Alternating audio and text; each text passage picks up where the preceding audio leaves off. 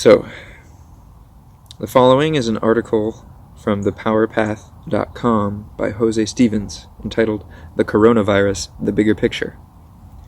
Now, some of you out there, especially the more scientific rationalist-minded of you, may take issue with some of the suppositions, assumptions, concepts of this article, but I request you to suspend that sort of judgment and just take in what information and ideas you can of this perspective on the nature of the coronavirus and the role that it is playing in the evolution of our society. So we begin. By this time, you probably have had your fill of reading about the coronavirus, to wash your hands and keep them away from your face, where it is striking in the world and how many people have contracted it. Since many people have requested it, here I will try to answer some of the most important questions about the big picture and the little strange quirks happening around it, and I will even include some remedies. Worldwide emergencies happen when the entire species needs some lessons or a restructuring of their realities. During the last 100 years or so, World War I and II were worldwide events, as well as the 1918 pandemic of Spanish flu. Here is another pandemic with repercussions much greater than SARS, the Asian flu, the HIV epidemic, Ebola, and other similar ones that affected certain populations or were more limited in scope. This one is meant to cut through the vast polarization that has gripped the world in recent years. It enforces cooperation, working together for the benefit of everyone. It touches all lives, economically, socially, emotionally, intellectually, and spiritually. Not only does it do all that, but it emphasizes mindfulness, paying attention, being in the moment, and not spaced out. In an interesting way, it emphasizes certain more socially conscious solutions to keep the average person from falling into catastrophic job loss and financial ruin. Suddenly, there have to be programs considered that bail people out of the inability to pay student loans, mortgages, medical expenses, and cope with potential job loss, child care while needing to work, and a host of other very real challenges. Hardcore capitalists are forced to consider programs that they formerly would have considered to be unthinkable socialist solutions to societal challenges. That's interesting. In addition, the coronavirus, being deadly enough to kill a certain percentage of people that contract it, is scary enough to disrupt all ways of life in a dramatic way, demanding adaptability and spontaneous, creative solutions to deal with everyday life. With that said, the virus is not deadly enough to take out huge chunks of the population. It is just scary enough to get everyone's attention. It is not designed as the thing that will reduce the world's populations in a significant way. This is more like a shot across the bow, a warning, a heads up to get our act together. It is truly a worldwide shakeup that says, hey, your way of life is unsustainable. You have your priorities scrambled. Mother Nature at any time can step in and disrupt the best-laid human plans and show them to be feeble, ignorant attempts to control your world. While some with a more paranoid bent might think this virus is man-made in a laboratory to disrupt the world order, this is not the case. Mother Nature's vast creativity is always at work creating new forms and expressions that indeed do disrupt the status quo. Yes, in the world of forms, there is only impermanence and change. We resist it, and it rolls over us like a tsunami, or we learn to live in a way that embraces change and adapt to it because it is inevitable. These pandemics actually influence us at deep biological levels, genetically, molecularly, and so on. They change us and move us in new directions as a species. Mother Nature does not make mistakes. Mutations are part of nature's toolbox. The only way we can really understand the power of these pandemics is to change us. The power of these pandemics to change us is by taking the long-range, big-picture view and see what it did in hindsight. We as a species are being poked and prodded here and there to adapt ever so slightly in ways that will cause huge changes down the road, not unlike the way a few rocks rolling at the top of the mountain turn into a roaring avalanche down below. Not unlike the way a few rocks rolling at the top of the mountain turn into a roaring avalanche down below.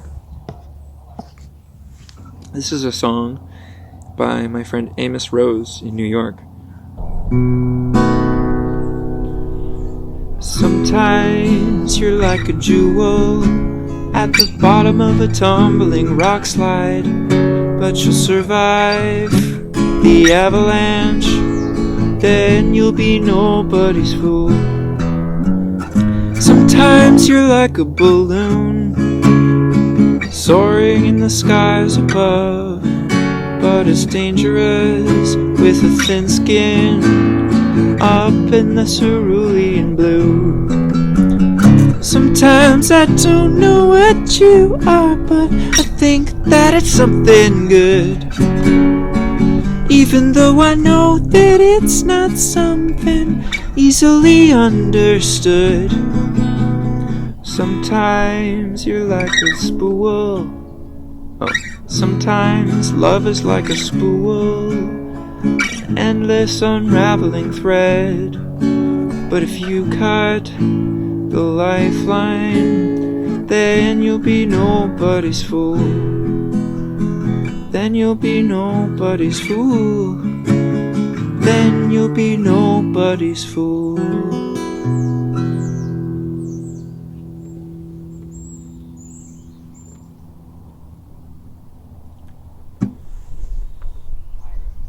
Though we separate physically from one another now and take our space,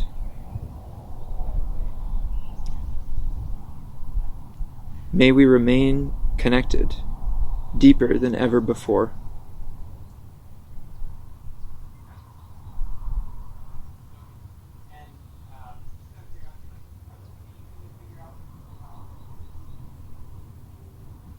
I ask you now to take some silence, and then I'll lead us in a guided meditation.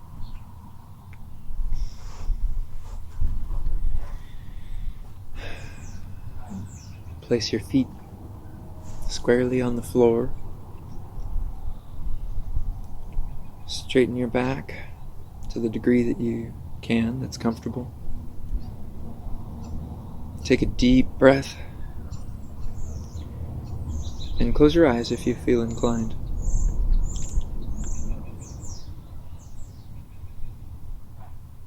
I am whole.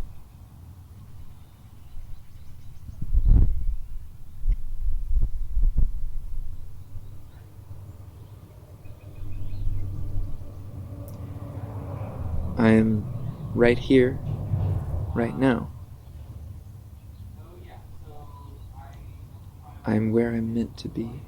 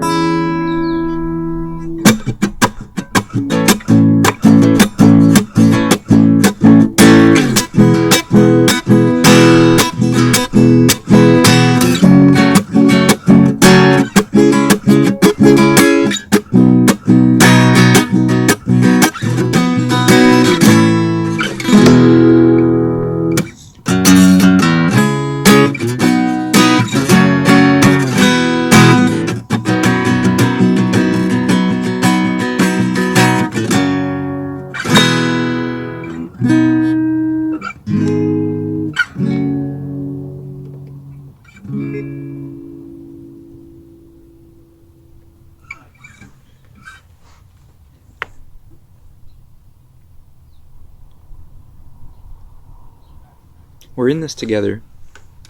There's a tremendous opportunity now. It's a perfect time to know your neighbors, to know your soil, to think about your strengths and skills, what you can offer to others, even if you've never considered doing it before. Many people among us are healers, just in ways that might not be normally recognized by our society.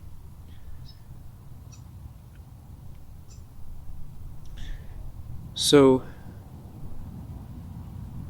maybe you go on a Netflix binge. Maybe you keep yourself busy cleaning the house for a while. But maybe you go into the basement and you take a look and decide today's the day that I eliminate what's not serving me. Today's the day I build my life in the way that I truly need. Today's the day I reach out to a friend that I care about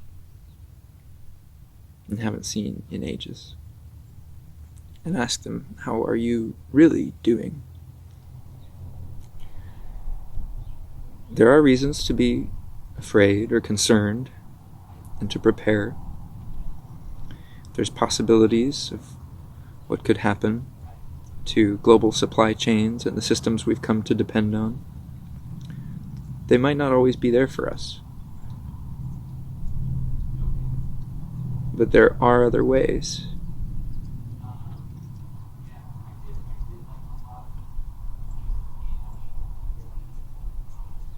Think about what steps you can take to feel more grounded in your neighborhood and in your household,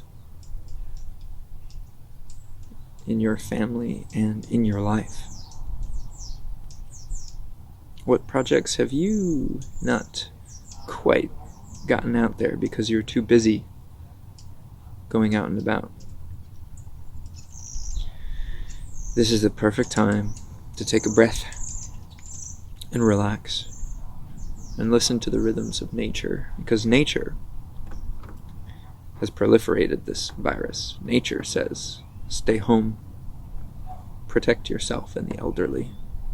Take a moment to pause and reevaluate which parts of the economy are worthwhile and which parts need some restructuring.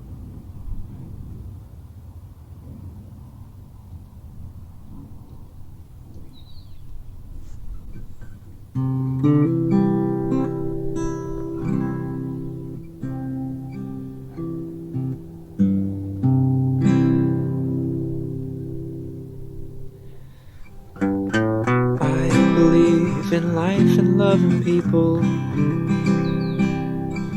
I believe in the rising of the sun.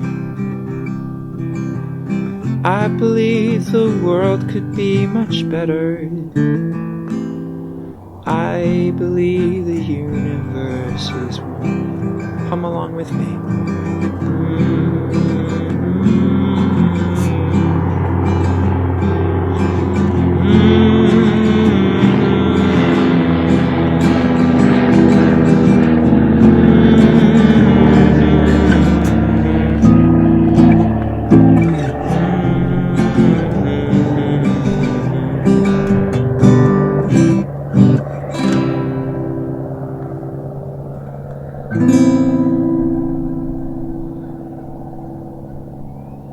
I hope you join me again on this show. Blessings. Be well.